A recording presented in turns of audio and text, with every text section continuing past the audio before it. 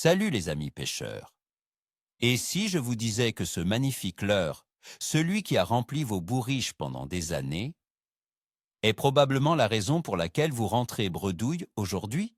Ça sonne comme une provocation, je sais, mais aujourd'hui on va parler de ce moment terrible où notre arme secrète, notre leurre fétiche, semble avoir perdu toute sa magie. On va chercher à comprendre pourquoi. Je vous promets qu'à la fin de cette vidéo, vous regarderez votre boîte de pêche d'un œil complètement différent. On va découvrir ensemble pourquoi ça arrive et surtout comment y remédier. Restez bien jusqu'au bout, car la raison principale pourrait bien vous surprendre. D'ailleurs, dites-moi en commentaire, vous avez un leurre comme ça, un ancien champion qui est maintenant sur le banc de touche? Je suis sûr que oui. Avant de plonger dans le vif du sujet, il faut comprendre pourquoi on s'attache autant à un leurre. Ce n'est pas juste un bout de plastique ou de métal, c'est un concentré de confiance. C'est le leurre de notre record, celui du premier gros brochet, celui qui nous a sauvés d'une douzaine de capots. On a construit une relation presque superstitieuse avec lui. Quand on ne sait plus quoi faire, on le met au bout de la ligne en se disant « lui au moins, il marche ». Cette habitude est tellement ancrée qu'on arrête de réfléchir. On pêche en mode pilote automatique. Et c'est précisément là que le piège se referme. On est tellement convaincu de sa supériorité qu'on devient aveugle aux signaux que l'eau et les poissons nous envoient. Cette vidéo, c'est pour casser ce cercle vicieux. Première raison, et la plus évidente, la pression de pêche. Imaginez votre étang ou votre rivière préférée. Vous n'êtes pas le seul à y pêcher. Si votre leurre fétiche est un grand classique, un modèle très populaire vendu partout, il y a de fortes chances que des dizaines d'autres pêcheurs l'utilisent au même endroit. Pensez à ce vieux brochet métré qui se prélasse au fond. Il a vu passer ce même leurre, avec la même couleur et la même vibration, des centaines de fois. Au début, c'était nouveau, intriguant, et il l'attaquait. Maintenant, pour lui, ce leurre n'est plus un repas potentiel. C'est un signal de danger. C'est comme si on vous servait le même plat suspect tous les jours au restaurant. La première fois, vous goûtez par curiosité. La 10e fois, vous changez de trottoir pour ne même pas passer devant. On en vient à un point crucial, l'éducation des poissons. On a longtemps sous-estimé leur mémoire et leur capacité d'apprentissage.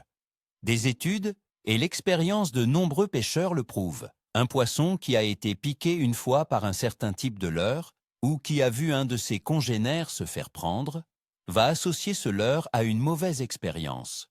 Il ne va pas seulement l'ignorer, il va activement le fuir. Plus un spot est pêché, plus sa population de poissons devient éduquée. Ils apprennent à reconnaître les formes, les couleurs et les sons qui sont synonymes de danger. Votre leurre fétiche, qui était un aimant à poissons il y a 5 ans, est peut-être devenu un véritable épouvantail pour la génération actuelle de carnassiers qui peuplent le secteur. Ils se transmettent l'information d'une certaine manière. Un poisson en panique en alerte les autres. Ensuite, il y a l'environnement qui change. Et ça, c'est un facteur qu'on oublie trop souvent. L'eau de votre spot de pêche n'est pas exactement la même qu'il y a quelques années. Prenons un exemple simple, la clarté de l'eau. Peut-être qu'à cause de changements agricoles ou de travaux en amont, l'eau est devenue beaucoup plus claire en hiver. Votre leurre fétiche, avec ses couleurs très flashy, était parfait dans une eau un peu teintée. Il était visible, attractif, mais dans une eau cristalline, il devient grossier, artificiel. Le poisson le repère de loin et se dit « ça, ce n'est pas naturel ». Le moindre défaut, la moindre rayure, l'avancée saccadée du fil, tout devient suspect. Ce qui était un avantage est devenu un énorme inconvénient. Il faut s'adapter à ces nouvelles conditions. Un autre changement environnemental majeur, la nourriture disponible. Le régime alimentaire des carnassiers n'est pas figé dans le marbre. Il y a 3 ans, le poisson fourrage principal était peut-être le gardon. Votre leurre, par sa forme et sa taille, l'imitait à la perfection. Mais suite à une crue, à l'introduction d'une nouvelle espèce ou à un changement de la végétation aquatique, la proie principale est peut-être devenue la petite perche ou l'écrevisse. Votre leurre en forme de gardon ne correspond plus à ce que les prédateurs recherchent activement. Ils le voient passer, mais leur instinct est programmé pour chasser autre chose. C'est comme essayer de vendre une pizza dans un restaurant où tout le monde est venu pour manger des sushis. Votre produit est peut-être excellent, mais il ne correspond tout simplement plus à la demande du moment. Parlons maintenant du leurre lui-même. C'est un objet physique. Il s'use. On a tendance à l'oublier. Cette couleur si spéciale qui faisait toute la différence. Après des centaines de lancers, des dizaines de captures et des frottements sur le fond, elle a forcément terni. Les rayons UV du soleil l'ont délavé. Les dents des brochets ont laissé des cicatrices. Ce qui était un chartreux éclatant est maintenant un jaune pâle et sans vie. Vous, à l'œil nu, vous ne voyez peut-être pas une grande différence, car vous y êtes habitué. Mais pour le poisson, qui perçoit les couleurs différemment, cette petite nuance peut tout changer. Ce n'est plus le même signal visuel. Il a perdu ce petit plus qui déclenchait l'attaque. Il est devenu banal, comme tous les autres. Au-delà de la couleur, c'est l'action du leurre qui peut se dégrader. Prenez un poisson nageur. Sa bavette, après avoir heurté des cailloux ou des branches, peut être légèrement tordue, même d'un demi-millimètre. Vous ne le voyez pas, mais sa nage n'est plus la même. Ce rolling serré si efficace est devenu un wobbling large et brouillon. Pour un leurre souple, c'est encore plus flagrant. Avec le temps et les captures, le plastique perd de sa souplesse, il se rigidifie. La queue ne vibre plus avec la même fréquence et la même amplitude à basse vitesse. Vous pensez animer votre leurre comme d'habitude, mais en réalité, sous l'eau, il n'a plus du tout le même comportement. Il est devenu moins vivant, moins attractif. Vous pêchez avec un fantôme de ce qu'il a été. N'oublions pas le son. Pour beaucoup de leurres, notamment en hiver, où les poissons sont plus sensibles aux vibrations, le son est un facteur clé. Les billes à l'intérieur de votre lipless ou de votre jerkbait créent une signature sonore unique. Mais que se passe-t-il après des années d'utilisation? Une bille peut se coincer. De la saleté ou du sable peut s'infiltrer et étouffer le bruit. Le son devient plus faible, différent. Le poisson, qui avait associé cette sonorité précise à une proie facile, ne la reconnaît plus. Ou pire, le son est devenu si courant sur le plan d'eau que les carnassiers l'associent désormais au danger. Ce qui était une cloche pour appeler au repas est devenu une sirène d'alarme. Le silence est parfois bien plus efficace. Et si le problème ne venait pas du poisson, ni du leurre, mais de vous? C'est une pilule difficile à avaler, mais c'est souvent la vérité. Quand on a une confiance aveugle en un leurre, on devient paresseux dans notre technique. On fait toujours la même animation, la même récupération linéaire, sans se poser de questions. On oublie les pauses, les accélérations, les petits coups de sion qui faisaient la différence au début. Votre animation est devenue prévisible, mécanique. Le poisson sent que quelque chose ne va pas. Une vraie proie a un comportement erratique. Votre leurre, lui, se déplace comme un robot. Vous avez perdu la créativité qui rend une imitation vivante. Vous ne pêchez plus, vous ramenez un bout de plastique. Et ça, les poissons le sentent à des kilomètres. Cela nous amène à un piège psychologique redoutable, le biais de confirmation. Qu'est-ce que c'est? C'est simple. Votre cerveau va chercher à confirmer ce que vous croyez déjà. Vous croyez que votre vieux leurre est le meilleur. Donc, vous allez pêcher avec lui pendant 2 heures. Si par hasard vous prenez un petit poisson, votre cerveau va crier « Tu vois, je te l'avais dit, il marche toujours ».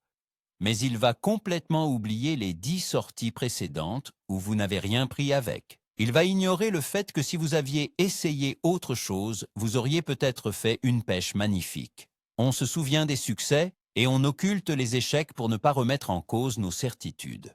C'est un mécanisme humain, mais à la pêche, il nous coûte très cher. Autre piège mental, la peur du changement.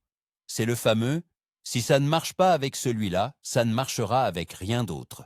Cette petite phrase qu'on se dit tous au bord de l'eau est un véritable poison. Elle nous paralyse.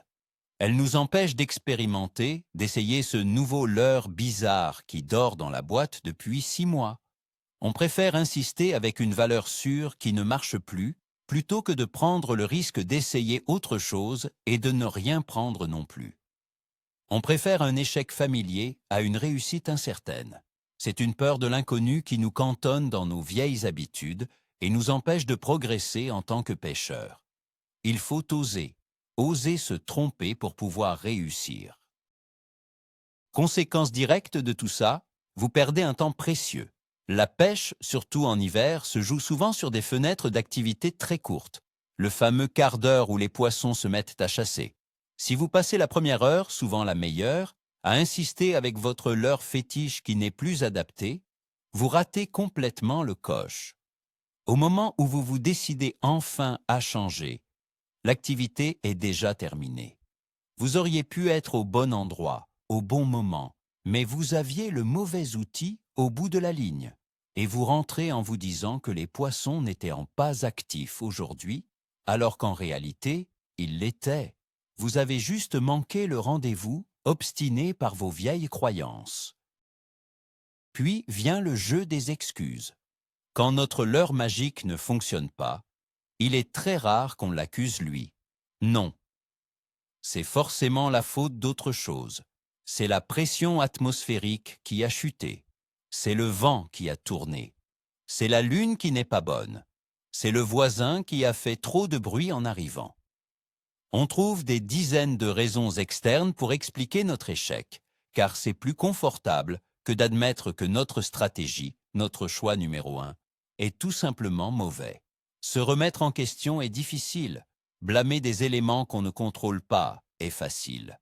Mais cette attitude ne vous fera jamais progresser. Le vrai pêcheur, c'est celui qui, quand rien ne va, se demande d'abord « Qu'est-ce que je fais de mal ?» Alors, quelle est la première solution? La rotation. C'est un principe simple mais fondamental. N'utilisez jamais le même leurre pendant des heures au même endroit. Changez régulièrement. Même si vous prenez du poisson, imaginez que vous avez une boîte avec 5 leurres de confiance. Au lieu d'en utiliser un seul pendant 3 heures, utilisez chacun d'entre eux pendant 30 minutes. Cela a 2 avantages majeurs. Premièrement, vous ne laissez pas le temps aux poissons de s'habituer et de devenir méfiants. Vous leur présentez constamment quelque chose de nouveau. Deuxièmement, vous multipliez vos chances de tomber sur le leurre, la couleur ou la vibration qui fonctionne ce jour-là. La pêche n'est pas une science exacte. Ce qui marchait hier ne marchera pas forcément aujourd'hui. La rotation, c'est votre meilleure assurance. Parfois, il ne faut pas changer radicalement. Il faut juste faire de petites modifications. C'est le principe du micro-ajustement. Votre leurre souple fétiche en coloris aillu ne donne plus rien? Ne le jetez pas. Essayez exactement le même modèle, mais dans un coloris un peu différent, un peu plus naturel, ou au contraire, beaucoup plus flashy. Ou alors, gardez la même couleur, mais montez-le sur une tête plombée légèrement plus lourde ou plus légère pour changer sa vitesse de descente. Vous pouvez aussi changer de taille. Passer d'un modèle de 10 cm à un modèle de 12 ou de 8. Ce sont des changements subtils, mais pour un poisson méfiant, ils peuvent faire toute la différence. C'est souvent dans le détail que se cache la clé du succès. Une autre stratégie payante, c'est d'aller à contre-courant. Renseignez-vous. Demandez aux autres pêcheurs, regardez ce qui se vend le plus dans le magasin de pêche local. Identifiez les 3 ou 4 leurres que tout le monde utilise sur votre plan d'eau. Et ensuite, ne les utilisez pas. Cherchez au fond de votre boîte ce vieux leurre étrange que personne n'utilise. Celui qui a une forme bizarre, une couleur improbable, une nage que vous ne comprenez pas. Lancez-le. Vous serez peut-être surpris du résultat.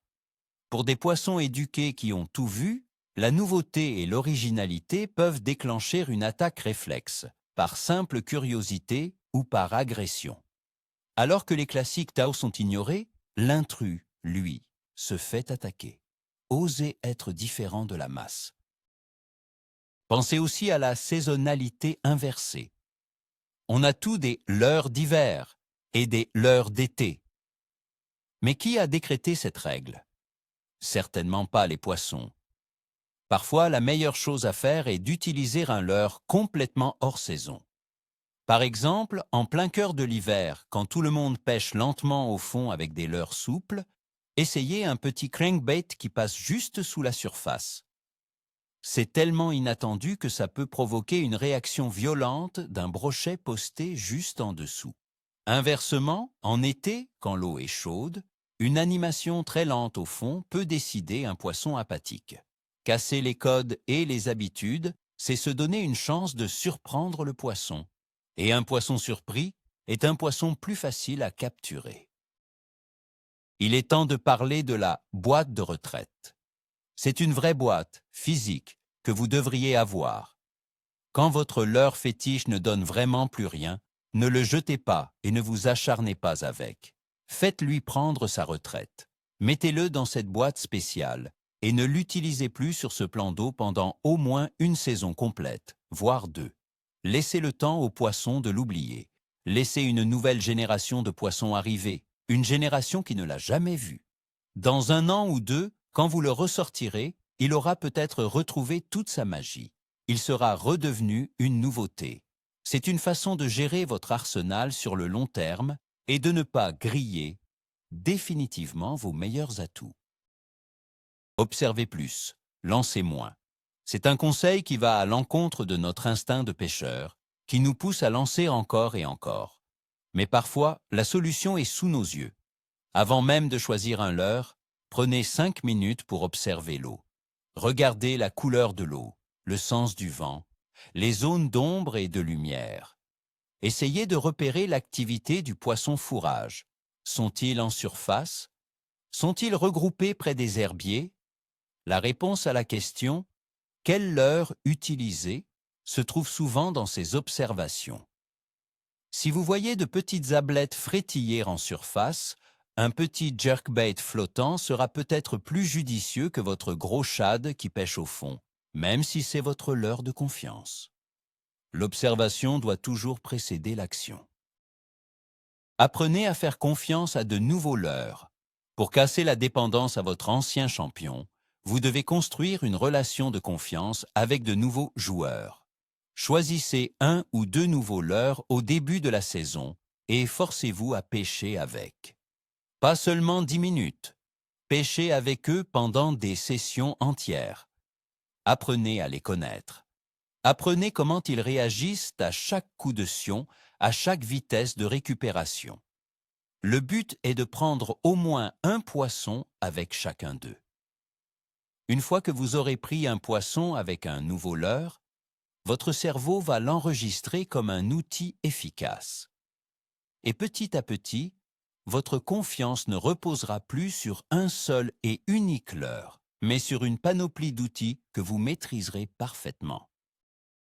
Enfin, la vérité la plus simple, peut-être que le leurre fonctionne toujours parfaitement, mais que les poissons ne sont tout simplement pas là. Votre spot fétiche, celui où vous avez fait tant de belles pêches, a peut-être changé. La structure a pu être modifiée par une crue. La nourriture s'est déplacée. La pression de pêche les a fait déménager. Vous insistez avec votre meilleur leurre dans une zone qui est devenue un désert. C'est la compétence la plus difficile à acquérir pour un pêcheur. Accepter qu'un bon spot ne le reste pas éternellement. Parfois, la solution n'est pas de changer de leurre, mais de changer de zone, voire de changer complètement de plan d'eau. La remise en question ne doit pas porter que sur le matériel, mais aussi sur nos habitudes de localisation. Voilà, on a fait le tour. Pour résumer, les poissons s'habituent, l'environnement change, votre leurre s'use et, le plus important, votre propre confiance aveugle vous piège et vous rend moins performant. Le vrai tournant, le voilà le truc, c'est de comprendre que votre leurre le plus efficace n'a jamais été magique. C'était juste le bon outil, au bon endroit, au bon moment. Et ce moment, il est peut-être tout simplement passé. Accepter cette idée, c'est ce qui va vous libérer. Ça va vous forcer à redevenir un pêcheur curieux, un observateur, un expérimentateur, et pas juste un lanceur automatique de plastique. C'est ce qui fait la différence entre un pêcheur qui a de la chance de temps en temps et un pêcheur qui réussit régulièrement. Merci beaucoup d'avoir regardé cette vidéo jusqu'au bout. Si elle vous a plu et vous a fait réfléchir, mettez un gros pouce bleu, ça aide énormément la chaîne. Et bien sûr, abonnez-vous pour ne pas manquer les prochaines. Alors, la question que je vous pose pour finir, quel est le leurre que vous allez oser laisser dans la boîte la prochaine fois et par quoi allez-vous le remplacer? Racontez-moi tout ça en commentaire. J'ai vraiment hâte de vous lire. Allez, à la prochaine au bord de l'eau.